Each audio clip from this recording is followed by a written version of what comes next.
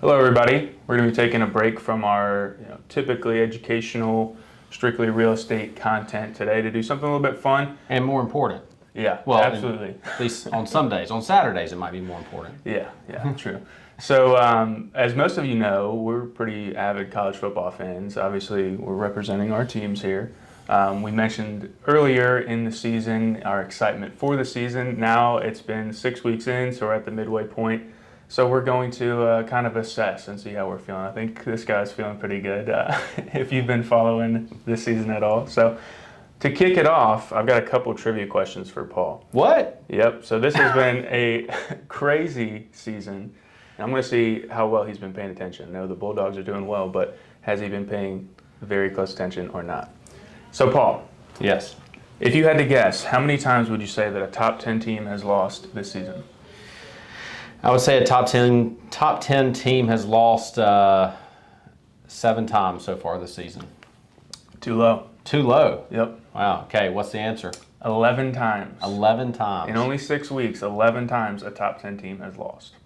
Wow. Next question. All right. How many times has a top 5 team lost? I'm going to go with 7.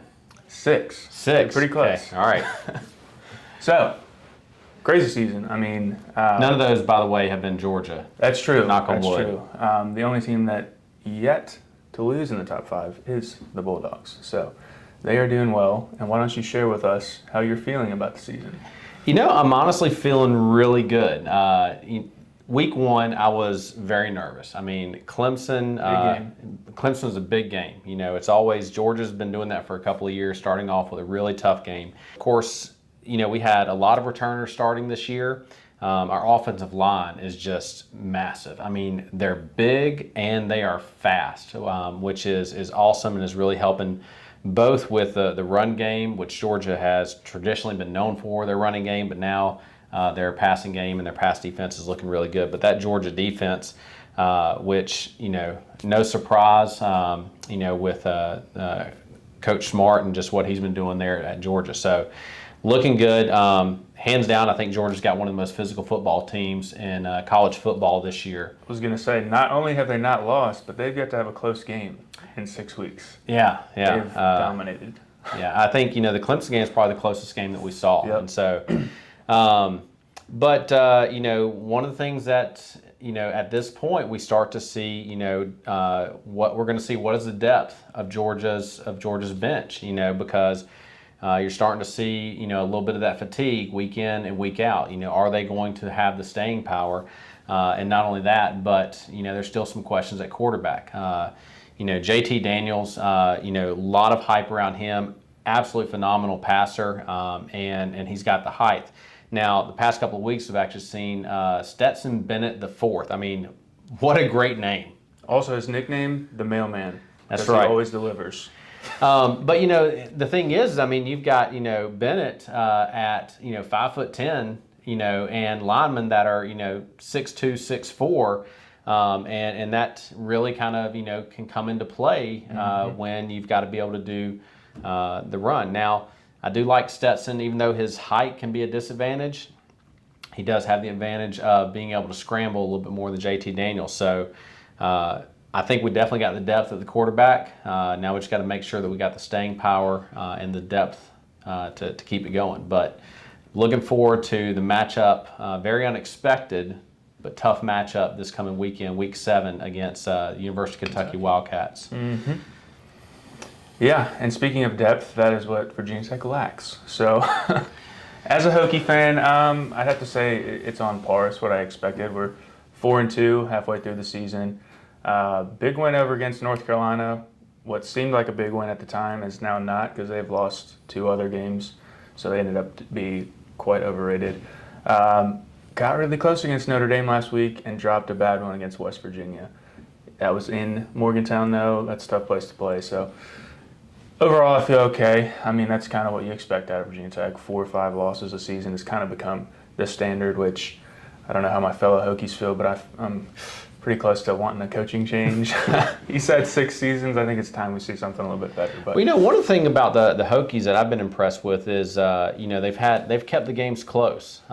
They've had some close games. Last week against Notre Dame being one of those, and I see like Virginia Tech seems to really be improving week after week, and so that's a good sign. When you see, because a lot of times you don't necessarily see that improvement. You'll see very consistent for the first few weeks, and then you'll kind of see it taper off as that fatigue. But Virginia Tech, very well balanced in terms of number of passing yards versus rushing yards, and also keeping it pretty even in terms of points allowed by passing. So they're a very well balanced team. Let's see if they can keep that improvement going, and maybe they're going to be knocking off a top 10 team. Yeah, I mean the credit to them is the ACC is pretty weak this year, so. I'm going to go ahead and pencil in a W for that game against Virginia. Keenan, if you're watching, we can talk about that off camera. But absolutely. So got to pull for the Hokies over the Wahoos, and I think Virginia Tech's going to pull it out. Yeah, unfortunately they lost their starting tight end, and now it looks like the quarterback's got a shoulder knock. So we'll see how he can hang in. He's a tough kid though, Braxton Burmeister. So got a few more weeks of some really good football. Matt, who you're picking right now, who do you see as being in the national championship? What 2 teams you pick in the national championship right now? Well, I think it's going to be easy to pick right now. You're going to have Georgia and Alabama probably. I think they're going to match up in the SEC title game. It's hard to say who is going to win that game. I think, unfortunately for Alabama, if they lose, they're going to be out. So it's more important for them. So I have a feeling Saban's going to pull it out.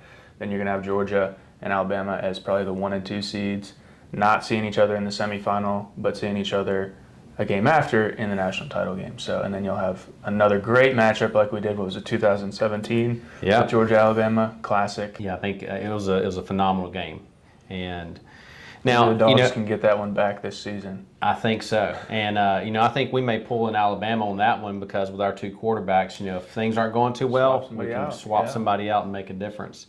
Now, I'm actually thinking Iowa. They've got definitely, I think the potential to make a good run at it. I actually don't think Alabama's going to make it to the national championship. I think we're going to see Oklahoma squeak in there in the playoff like they always do, and unfortunately I think it's going to be another bad story for them, the way that they've been playing.